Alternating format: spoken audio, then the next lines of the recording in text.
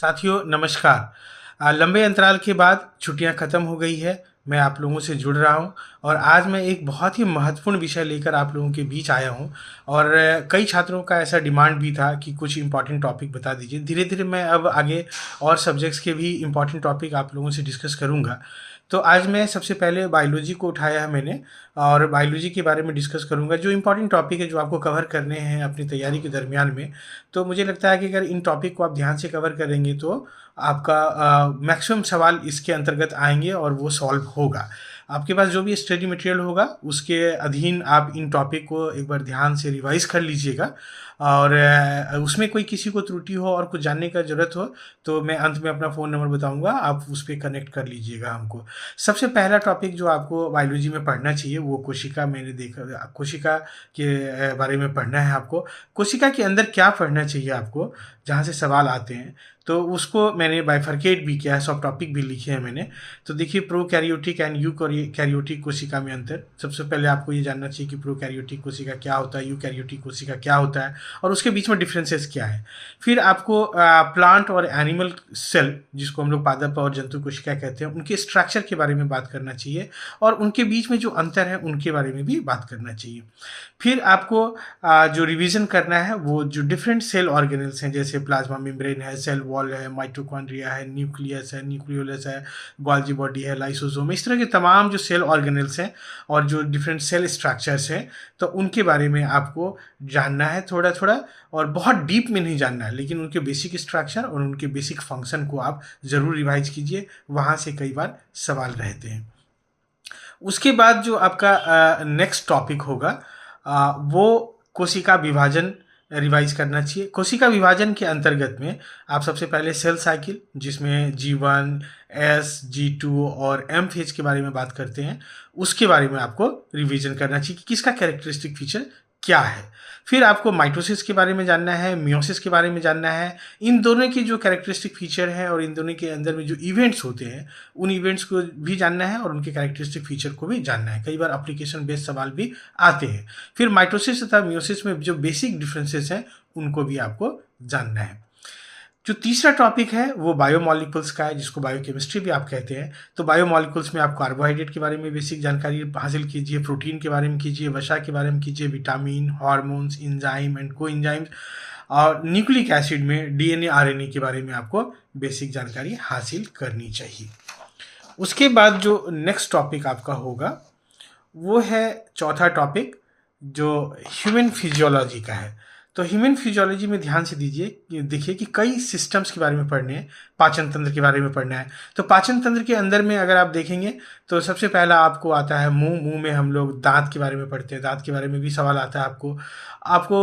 जीभ के बारे में, स्वाद के बारे में सवाल आएगा, वहाँ लार ग्रंथि है उसके बारे में सवाल आएगा।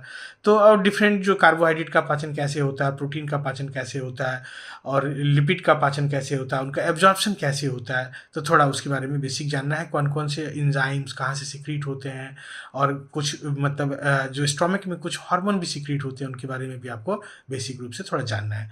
उसके बाद श्वसन तंत्र है, सर्कुलेटरी सिस्टम है, एक्सक्रीटरी सिस्टम है, स्केलेटल सिस्टम है, रिप्रोडक्टिव सिस्टम है, एंडोक्राइन सिस्टम है, नर्वस सिस्टम, इनके बारे में भी थोड़ा थोड़ा जानना है। अगर मान लीजिए सर्कुलेटरी सिस्टम के बारे में जानना है तो उसमें ब्लड भी आएगा, आपको हार्ट के बारे में भी जानना है, ब्लड वेसल्स के बारे में जानना है। और ख़ास बात यह है कि जैसे श्वसन तंत्र और सर्कुलेटरी सिस्टम में जो छोटे ऑर्गेनिजम्स हैं, कई बार दूसरे ऑर्गेनिज्म में भी कैसे श्वसन होता है, कौन सा उसमें हीमोग्लोबिन कहाँ पाया जाता है, न्यूक्लियस रहता है कि नहीं रहता है, तो इन सब चीज़ों के बारे में भी थोड़ा थोड़ा आपको जानकारी प्राप्त करना है। रिप्रोडक्टिव सिस्टम में भी आपको थोड़ा अच्छे से जानना है, ह्यूमन रिप्रोडक्टिव सिस्टम के बारे में जानना है। और एंडोक्राइन सिस्टम में जो हार्मोन्स के बारे में हम लोग पढ़ते हैं, डिफरेंट ग्रंथि है। फिर नर्वस सिस्टम है, इसमें स्किन के बारे में जो मतलब यहाँ नहीं लिखा है मैंने, कई बार स्किन से संबंधित भी कुछ सवाल आ जाते हैं, तो इंटेगुमेंट्री सिस्टम में उसको हम लोग देखते हैं। उसके बाद जो नेक्स्ट टॉपिक है आपको प्लांट फिजियोलॉजी है। प्लांट फिजियोलॉजी में देखिए कि प्लांट वाटर रिलेशन, कैसे जड़ों में पानी का अवशोषण होता है, फिर वो जड़ से लेके तना के ऊपरी मतलब जो 100 फीट का प्लांट है वहाँ तक पहुँचता है। तो इसमें जो इवेपोरेशन होता है, जो ट्रांसपिरेशन होता है, उन सब के बारे में थोड़ा थोड़ा आपको बेसिक जानकारी प्राप्त करना है।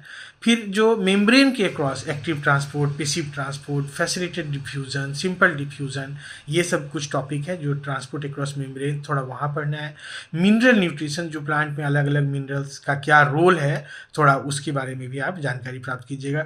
फोटोसिंथेसिस क्या है, कैसे होता है, डार्क रिएक्शन क्या है, लाइट रिएक्शन क्या है, स्ट्रोमा क्या है, ग्रेना क्या है, कहाँ कौन सा होता है, तो ये सब थोड़ा थोड़ा आपको जानकारी प्राप्त करना है।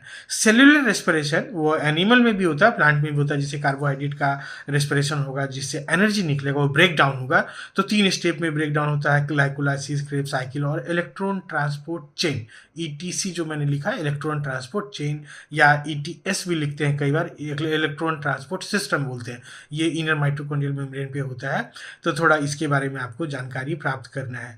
प्लांट हार्मोन के बारे में थोड़ा जानना है, और कुछ जो मतलब प्लांट फिजियोलॉजी का पार्ट नहीं है, लेकिन यहाँ मैंने लिख दिया है कि कुछ जो कॉमन प्लांट डिजीजेज है, तो वो देखिएगा कि धान में कौन सा डिजीज होता है, मक्का में कौन सा होता है, गेहूं में कौन सा होता है, गन्ना में कौन सा होता है, कुछ प्लांट कॉमन प्लांट डिजीज आप थोड़ा जरूर रिवाइज कीजिए।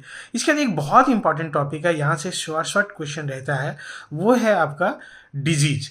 डिजीज में मैंने उसको बाइफरकेट किया है कि किस तरह से आपको डिजीज को रिवाइज करना है। तो देखिए, बैक्टीरियल डिजीज के बारे में पढ़िए, कौन कौन से बैक्टीरिया से होने वाले डिजीज हैं, viral disease, fungal disease, fungi से कौन होता है, प्रोटोजोआ से कौन डिजीज होता है, हेलमिंथ से कौन डिजीज होता है। हेलमिंथ में जैसे फीता कृमि है, पिन कृमि है, इस तरह से अलग अलग कृमि है जिससे अलग अलग बीमारियां होती हैं, उनके बारे में आपको थोड़ा जानकारी प्राप्त करना है। जैसे प्रोटोजोआ से मलेरियल पैरासाइट, काला जर है, जो आपका डिसेंट्री होता है, वो सब प्रोटोजोवन डिजीज है।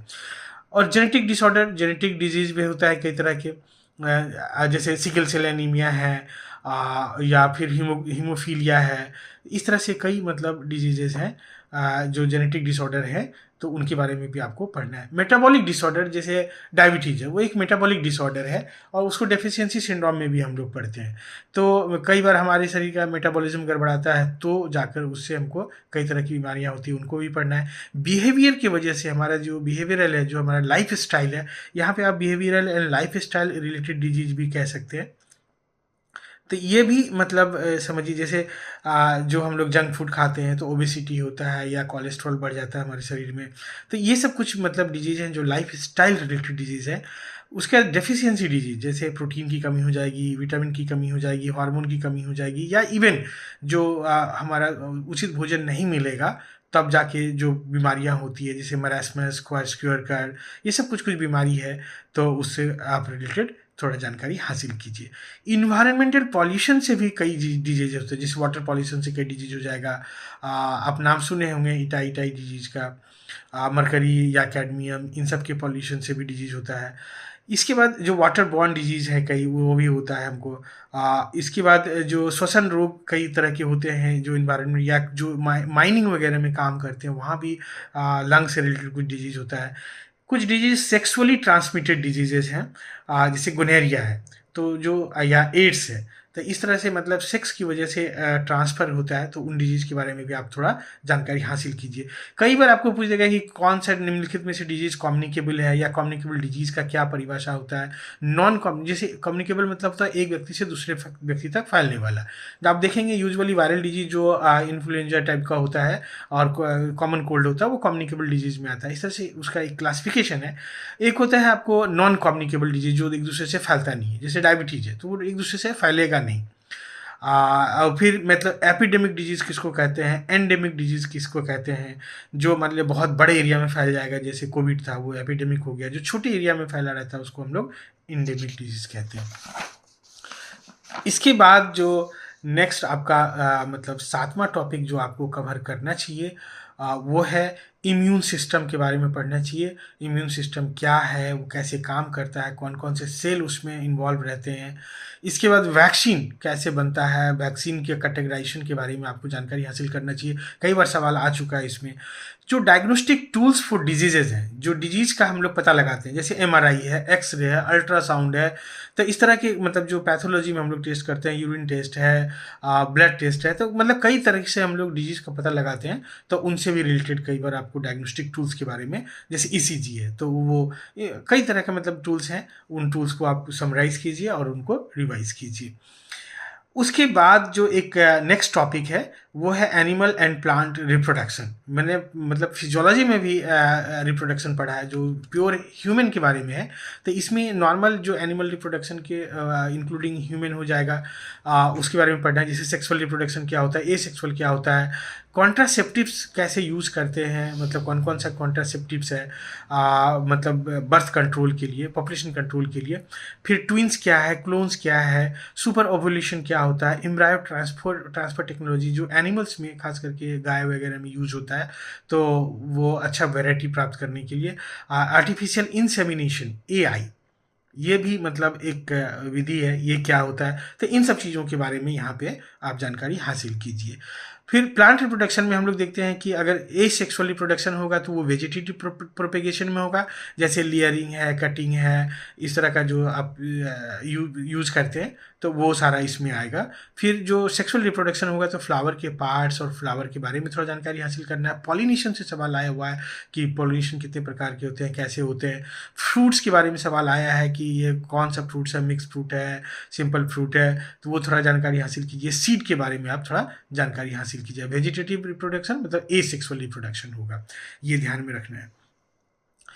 उसके आगे जो आप नेक्स्ट टॉपिक थोड़ा देखिएगा, जेनेटिक्स एंड बायोटेक्नोलॉजी, यह भी बहुत इंपॉर्टेंट है। खासकर जेनेटिक्स से उतने सवाल नहीं आएंगे, लेकिन बायोटेक्नोलॉजी से आपको कई सवाल रहेंगे। इसमें जो रिकॉम्बिनेंट डीएनए टेक्नोलॉजी क्या होता है, पीसीआर पॉलीमरेज चेन रिएक्शन क्या होता है, डीएनए फिंगरप्रिंटिंग क्या होता है, GM crops genetically modified crops क्या है, क्या यूज़ है उसका, जो बायोलॉजी इन ह्यूमन वेलफेयर में हम लोग कैसे यूज़ करते हैं बायोटेक्नोलॉजी को, और जो इंडस्ट्रियल यूज़ भी है बायोटेक्नोलॉजी का, वो सब आप थोड़ा उसमें देखिए ध्यान से। फिर नेक्स्ट जो टॉपिक है इवोल्यूशन के बारे में। इवोल्यूशन में बेसिक कॉन्सेप्ट लेमार्क और जो डार्विन का थ्योरी है, ये सब कुछ थोड़ा बहुत देख लीजिएगा, उसमें बहुत ज़्यादा नहीं देखना है। फिर एक टॉपिक है diversity and classification of plant and animals, जो क्लासिफिकेशन किया गया है, 5 किंगडम क्लासिफिकेशन है, और जो डिफरेंट मतलब प्लांट का क्लासिफिकेशन है, algae, fungi, fungi, bryophyta, pteridophyta, angiosperm, gymnosperm, उसके उदाहरण आप एनसीईआरटी से देख लीजिएगा, 11th क्लास के एनसीईआरटी से भी आपको इसमें कवर हो जाएगा। एक जो बहुत ये 13 जो मैंने टॉपिक लिया है, ये बहुत इंपॉर्टेंट है, यहाँ से शॉर्ट क्वेश्चन रहेगा आपको। इकोलॉजी है इसमें, environment, pollution, biodiversity, global warming, climate change, ये सारा चीज़ इसमें कवर होगा, इसको ज़रूर ध्यान से देखिएगा। इसके बाद ये आपको मतलब 12वीं का बायोलॉजी अगर 12th क्लास का आप कर लें, इन्वायरमेंट इकोलॉजी, वहाँ से बहुत कवर हो जाएगा आपको। नेक्स्ट जो टॉपिक है 14वां, वो है प्लांट और एनिमल टिश्यूज़ के बारे में। कई बार जैसे प्लांट टिश्यूज़ के बारे में जाइलम फ्लो। आखिरी टॉपिक जो है प्लांट एंड एनिमल टिश्यू के बाद जो आखिरी टॉपिक है, advances in bio science and some modern facts and terms, जैसे क्रिस्पर, cas9, प्रोबायोटिक, प्रीबायोटिक, ये सब कुछ टर्म्स हैं जिससे भी सवाल आपके आ सकते हैं, तो इनका भी आप थोड़ा ध्यान रखिएगा। तो मुझे लगता है स्टूडेंट इन सारी चीज़ों को अगर आप रिवाइज कर लेंगे ठीक से टॉपिक वाइज, तो बायोलॉजी में आपका प्रॉब्लम सॉल्व हो जाएगा। थोड़ा इससे रिलेटेड कुछ क्वेश्चन कर लीजिए प्रीवियस ईयर्स के, और अब अगर किसी को भी कुछ भी अगर इसमें दिक्कत हो, कुछ भी समझने का ज़रूरत हो, तो आप मेरे मोबाइल नंबर 6206692145 पर कॉल कर लीजिएगा, और शाम के 6 बजे से 9 बजे के बीच में कॉल कीजिएगा, मैसेज नहीं कीजिएगा। Thank you.